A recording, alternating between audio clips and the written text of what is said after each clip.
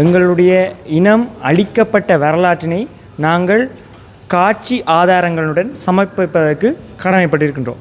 எல்லா புகைப்படங்களும் உறுதி செய்யப்பட்டிருந்ததாக காணப்படுது. அதே சந்தர்ப்பத்தில் செய்மதியினூடாக எடுக்கப்பட்டிருந்த புகைப்படங்களாகத்தான் இருக்குது. அந்த காலத்தில் நான் ஒரு சிறுவனாக இருக்கேக்க என்னுடைய கண்ணால் கண்ட காட்சிகள், இந்த என்னென்ன விடயங்கள் அந்த காலப்பகுதியில் இடம்பெற்றிருந்ததோ அந்த விடயங்களை நேரடியாக இங்கே புகைப்படங்கள் ஊடாக காட்சிப்படுத்தப்பட்டிருக்கின்றது. எங்களுடைய வரலாறுகளை வேறு யாருமே சொல்ல மாட்டார்கள். அந்த நிலையில் நாங்கள் தான் எங்களுடைய வரலாறுகளை இளம் சந்ததியினருக்கும் பாடசாலை மாணவர்களுக்கும் இளைஞர் யுவதிகளுக்கும் கடத்த வேண்டிய தேவை இருக்கின்றது. அது நான் சொன்னால் அப்படிப்பட்ட ஒரு துன்பத்தை நாங்கள் அனுபவிச்சு நாங்கள் இந்த யுத்தத்தில் இடப்பெயர்வுகள் ஆரம்பித்தது.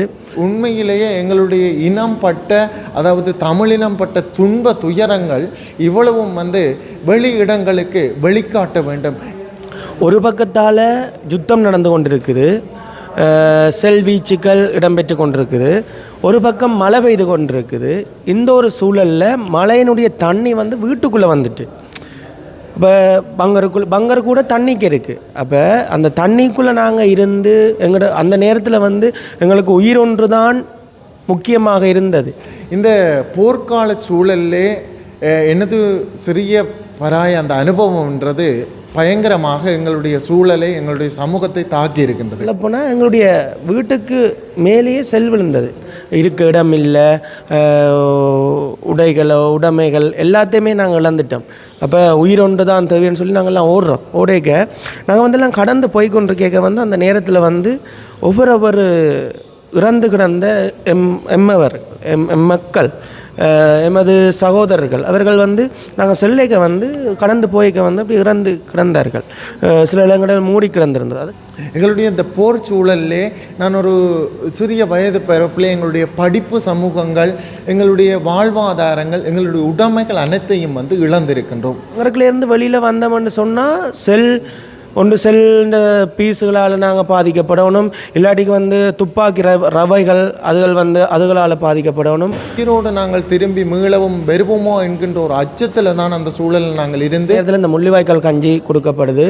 இந்த முள்ளிவாய்க்கால் கஞ்சி கொட்டில்கள் அமைத்து உணவுக்காக கொடுக்கப்பட்டது. அதை கூட போய் பெற்றுக்கொள்ள முடியாத ஒரு சூழலில் நாங்கள் அந்த நேரத்தில் நாங்கள் வாழ்ந்திருந்த நாங்கள் இன்றைய அதிகளவான யாழ் பல்கலைக்கழக மாணவர்கள் சார்பாக நாங்கள் செய்து கொண்டிருக்கின்ற இந்த அதாவது கஞ்சி கொடுக்கின்ற நிகழ்வானது உண்மையிலேயே அதுக்குன்னு சொல்லி ஒரு தனி அர்த்தம் இருக்கின்றது.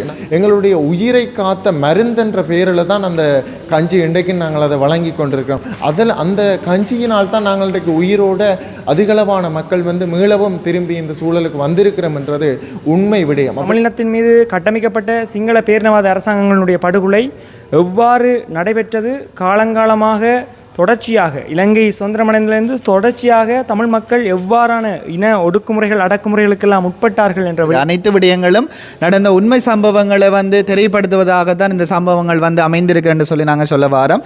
படங்களுடனும் வார்த்தைகளுடனும் மற்றும் புகைப்பட பிரதிகளுடனும் காணொளிகளுடனும் மற்றும் புத்தகங்கள் நூல்களுடனும் உங்களுடைய கைகளுக்கு, உங்களுடைய கண்களுக்கு நாங்கள் சமர்ப்பித்திருக்கின்றோம். இந்த காட்சிகள் முழுவதும் புகைப்படங்கள் நாங்கள் இந்த நினைவாயுதம் என்ற சொற்பதத்தினூடாக தமிழருடைய இனவழிப்பு சம்பந்தமான புகைப்படங்களை காட்சிப்படுத்தப்பட்டிருக்கோம். இதை வைத்துக்கொண்டே தெரிந்து கொள்ளலாம் இந்த இலங்கையில், இந்த ஸ்ரீலங்காவில் இனப்படுகொலை இடம்பெற்றதா இல்லையா என்று. இந்த முள்ளிவாய்க்காலை போன்று இனியொரு இனப்படுகொலை வேண்டாம்.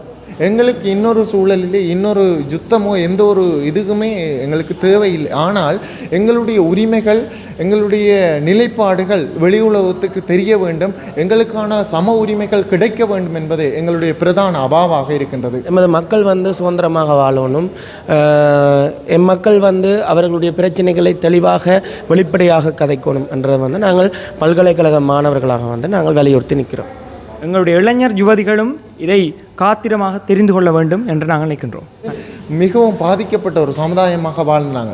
அப்படி இருந்த ஒரு சமூக சூழலில் இருந்து வந்த நாம் இந்த காட்சிப்படுத்தப்படுகின்ற விடயங்கள் கட்டாயமாக எங்களுடைய அடுத்த தலைமுறைக்கு கடத்தப்பட வேண்டும். இப்போ வெளியில் இருக்கிறார்கள் இருந்தாலும் சரி, அதே மாதிரி வந்து பார்த்தீங்கன்னு சொன்னதை பார்த்து கொண்டு இருக்கிற நிறைய பேரும் வந்து இதை வந்து பார்க்கலாம், நீங்கள் பார்வையிடலாம். அதாவது மே 18 வரையான காலப்பகுதியில் இந்த புகைப்படங்கள் வந்து காட்சிப்படுத்தப்பட்டிருக்கும். இந்த புகைப்படங்களை நீங்கள் பார்வையிடுவதனூடாக பல விடயங்களை வந்து தெரிந்து கொள்ள முடியும் என்று சொல்லி நான் இதனை சொல்ல வரேன்.